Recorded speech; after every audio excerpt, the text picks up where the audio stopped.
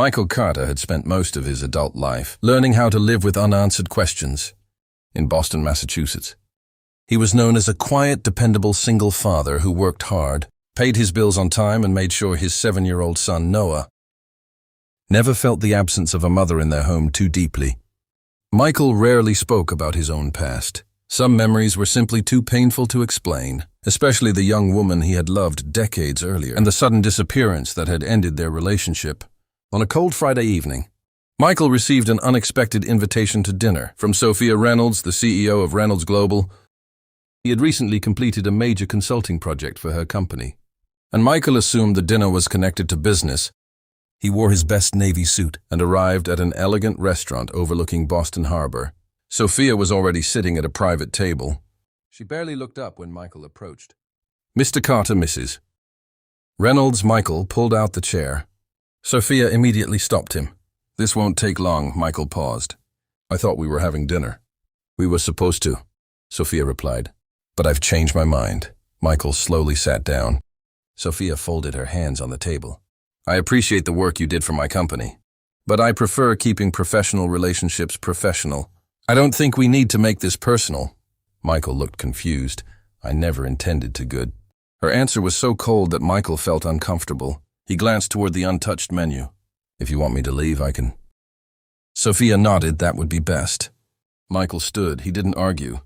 He had learned years ago that dignity sometimes meant walking away without demanding an explanation. But before he could reach the door, it opened. An elegant older woman stepped inside.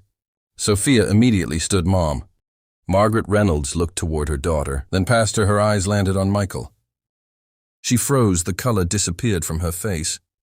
Michael noticed the reaction. "Are you okay?" Margaret didn't answer. She slowly walked toward him. Her eyes studied his face as though she were looking at someone from a distant memory. Michael, he stopped breathing for a moment. He hadn't heard that voice in decades. He stared at her, Margaret. Sophia looked between them. "You two know each other." Margaret ignored the question. "How old are you now?" Michael gave a nervous laugh. 42. Margaret's hands began trembling. "That's impossible," Michael frowned. "What is?" Margaret reached into her handbag and pulled out a sealed envelope. Sophia stepped closer, Mom. "What are you doing?" Margaret placed the envelope carefully on the table. Then she looked directly at Michael. "I have spent 20 years trying to find you." Michael stared at the envelope. "What does this have to do with me?" Margaret's eyes filled with tears. Everything. Sophia looked increasingly confused. "Mom, please tell me what's going on." Margaret slowly pushed the envelope toward Michael. "Before you leave," she whispered, "you need to know the truth about what happened 20 years ago." Michael's hand hovered above the envelope.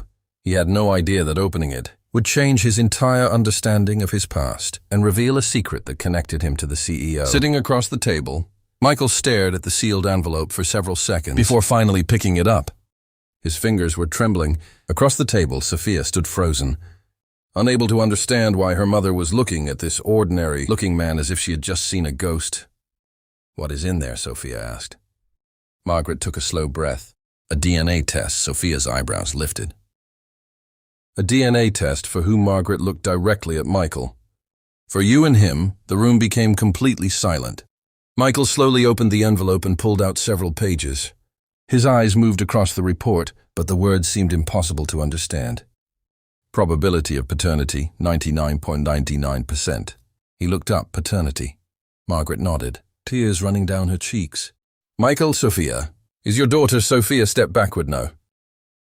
Her voice was barely audible. "That isn't possible." Michael stared at her. He couldn't speak 20 years earlier.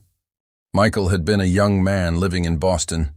He had fallen deeply in love with Margaret, but their relationship had ended suddenly. When Michael joined the military, he had returned months later to discover that Margaret had moved away without leaving an address. "I thought you told me the baby wasn't mine," Michael whispered. Margaret closed her eyes. "I was afraid." "Afraid of what?" "My father threatened to destroy your life if I stayed with you. He told me you were leaving for good. Then he took Sophia away from me." Sophia's eyes filled with tears. "You knew all these years I knew you were Michael's daughter," Margaret said, "but I didn't know where he was."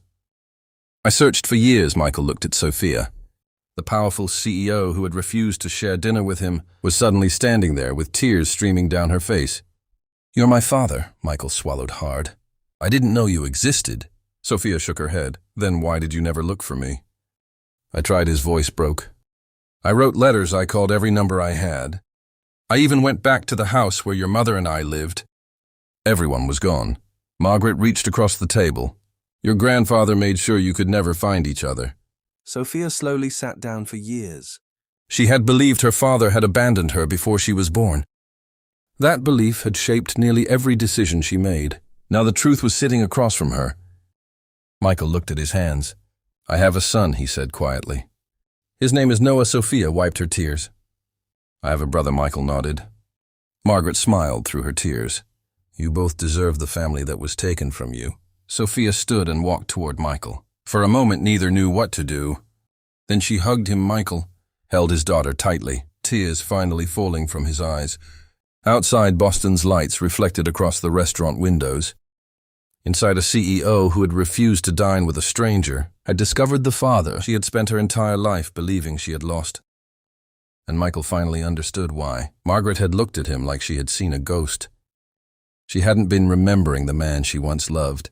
She had been looking at the father her daughter had never known,